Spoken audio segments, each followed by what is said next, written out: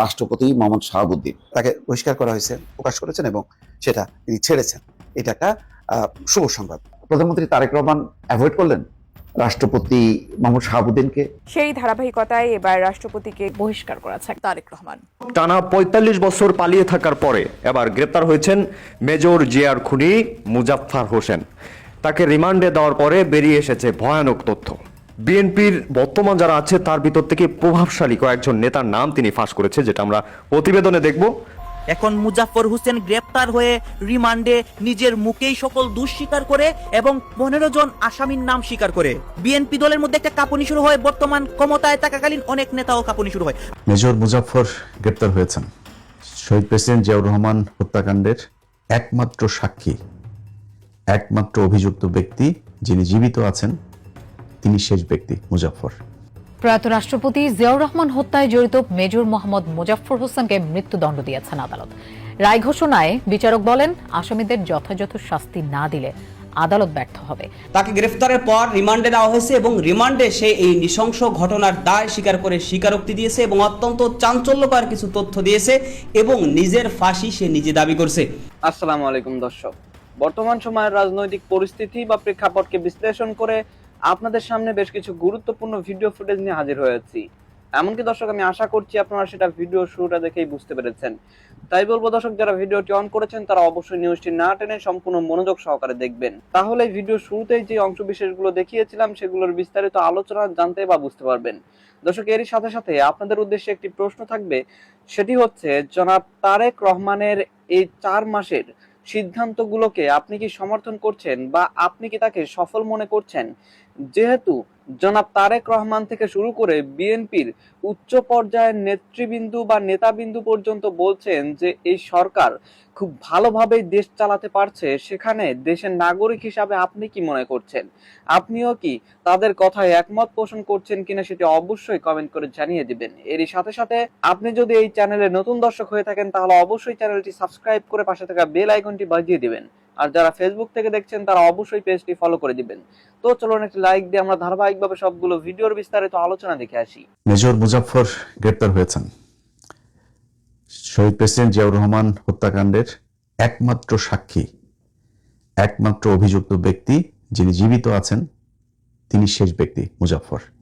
তাকে গ্রেপ্তার করা হয়েছে। আমরা বিশ্বাস করি এটার সুষ্ঠু তদন্ত এবং বাংলাদেশের মানুষ যে ইতিহাস এতদিন ধরে জানেন না সেই ইতিহাস জানতে পারবে।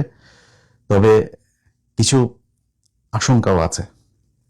প্রথম কথা হচ্ছে, মেজর মুজাফফর বনানী ডিওএইচএস এর ভেতরে তিনি এতদিন ধরে ছিলেন।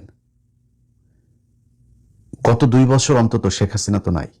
এই যে 2 বছর, এই 2 বছরেও বাংলাদেশে গোয়েন্দা সংস্থা ছিল। তাইলে গেল 2 বছর সেই গোয়েন্দা সংস্থার প্রধান যারা ছিলেন তারা কি করেছেন? তারা কেন তাকে ধরেন নাই? তার যেই বাসার যে লোকেশন, যেখান থেকে ধরা হয়েছে তাকে, সেখান থেকে তারেক রহমান যেই বাসায় গুলশানে ছিলেন, খুব বেশি দূরত্ব না, এত কাছাকাছি তার বাবার হত্যাকারী তার পাশে ছিল। কিভাবে ছিল? এই প্রশ্নের উত্তর খুঁজে বের করা দরকার। আমরা এটার জন্য সেনাপ্রধান যিনি আছেন, যেহেতু বিষয়টা ডিওএইচএস এর ভেতরে, এটার জন্য সেনাপ্রধানকে জিজ্ঞাসাবাদ করা দরকার। সেনাপ্রধান আজকে দাড়ি রেখেছে কয়টা, এই জন্য বাংলাদেশের মানুষ সব ভুলে গিয়েছেন। এইভাবে ভুলে গেলে কপালে বিপদ আছে আবারও। এই ওয়াকার সেই ওয়াকার যে কিনা তার সংস্থার ভেতরে, তার বাহিনীর ভেতরে সদস্যদেরকে দাড়ি রাখতে দেয় নাই, দাড়ি রাখতে নিরুৎসাহিত করা হয়েছে। তাদের দাড়ি ছিল, দাড়িওয়ালা মানুষ যে নামাজ পড়ে 5 ওয়াক্ত, তাদেরকে শেখ হাসিনা, রাষ্ট্রপতি, সেনাপ্রধান এই সেনানিবাসের কোনো প্রোগ্রাম হলে সেখানে তাদেরকে ডিউটিতে রাখা হইতো না। আমার নিজের রিলেটিভ, তার বাবা, আমার ভাই, আমার ভাগ্নে একজন, সে হচ্ছে গিয়ে আপনার ভাতিজা আমার। তো সে হচ্ছে গিয়ে আপনার এই 2000 সম্ভবত 18-19 এরকম কোন একটা ইয়েতে আপনার কুচকাওয়াজের দিন তার বাবা এসছে, আমার সেই চাচাতো ভাই, সে এসছে তার চোখের অপারেশন করানোর জন্য। সারাদিন কোয়ার্টারের ভেতরে তাদের ওই বাসায়, তার ওই ইয়েতে বাইরে দিয়ে তালা দিয়ে রাখা হয়েছে। তালা দিয়ে রেখে একজন সদস্যকে বাইরে রাখা হয়েছে, যদি তার কিছু প্রয়োজন হয় সে এনে দিবে, নিয়ে দিবে, কিন্তু তাদেরকে ঘর থেকে বেরোতে দেবে না। একমাত্র অপরাধ, আমার ওই ভাইয়ের মুখে দাঁড়িয়ে আছে, তিনি তাবলিক করেন, কপালে দাগ আছে, এই জন্য তাকে এইভাবে রাখা হয়েছে। এটাই ঘটেছে এই গেল 15 বছর পিলখানা, এই আপনার সেনানিবাসে। যাদের নাচ গান, রাতের বেলা সেনাবাহিনীর এই কি বলে এটা ক্লাবগুলোতে আপনার মদ নারী নিয়ে তারপর করতো, তাদেরকে বিভিন্ন গুরুত্বপূর্ণ পদে রাখা হইতো। নামাজ রোজা করা, দাড়ি রাখা, এটাকে ভীষণ রকমের অপরাধ মনে করা হইতো। এটাই গেল 15 বছর এভাবে ঘটেছে। সো সেই ওয়াকারই তো এই ওয়াকার। এই ওয়াকার 24-এর পরও আওয়ামী লীগের প্রতিটা মানুষকে পালিয়ে যেতে এই ওয়াকার সহায়তা করেছে। এই যে কয়দিন আগে শিরিন শারমিনকে দেখলেন নাটক হয়েছে, এই শিরিন শারমিন এই ওয়াকার তাকে এতদিন ধরে শেল্টার দিয়ে সেনানিবাসে ছিল, তিনি খোঁজ নিয়ে দেখেন। সো সেই ওয়াকারকে জবাব দিতে হবে তিনি এইখানে এতদিন কিভাবে ছিলেন। আমার কাছে থাকা যে তথ্য, তিনি কলকাতায় আপনার 1981 সালে তিনি চলে যাওয়ার পর 96 পর্যন্ত তিনি ভারতে ছিলেন, এবং 96 পর্যন্ত ভারতে থাকাকালীন তিনি 2টা নাম ব্যবহার করেছেন, একটা বিপ্লব সরকার আর একটা হচ্ছে জয় ব্যানার্জি। এই 2 নামে তিনি বাংলাদেশে আসা যাওয়া করেছেন। এরপরে 96 সালে শেখ হাসিনা ক্ষমতায় আসার পর ভারত তাকে বাংলাদেশে দিয়ে দেয়, যাও তুমি, আর কোনো সমস্যা নেই। সে দিব্যি বাংলাদেশে থেকেছে, খেয়েছে, কোনো সমস্যা হয়নি এখনো পর্যন্ত। 5 তারিখের পরের 2 বছরও তিনি বাংলাদেশে থাকলো। বাংলাদেশ এই মুহূর্তে সিআইডি প্রধান, ডিজিএফআই প্রধান, ডিবি প্রধান, সবাইকে ধন্যবাদ যে তারা তাকে শেষ পর্যন্ত ধরেছে। এখন তার বিচার, এই বিচারটা আমি মনে করি না এত সহজ হবে করাটা। কারণ হচ্ছে তিনি এই পিলখানা হত্যাকাণ্ডে আপনার ডক্টর ইউনূসের সময়ে একটা স্বাধীন তদন্ত কমিশন গঠন হইল, সেটা তদন্ত করলো, রিপোর্টটা প্রকাশ করতে দেওয়া হলো না, সেই রিপোর্ট অনুযায়ী কোনো কাজও করতে দেওয়া হয়নি। কারণ কি? কারণ হচ্ছে ভারত পিলখানা হত্যাকাণ্ডের সাথে জড়িত ছিল। আজকে মুজাফফর যে হত্যাকাণ্ডের কারণে তাকে গ্রেপ্তার করা হয়েছে, সেই জিয়াউর রহমান হত্যাকাণ্ডের সাথে ভারত সরাসরি জড়িত ছিল। এই কারণে তাকে এই বিচার করা এত সহজ হবে না।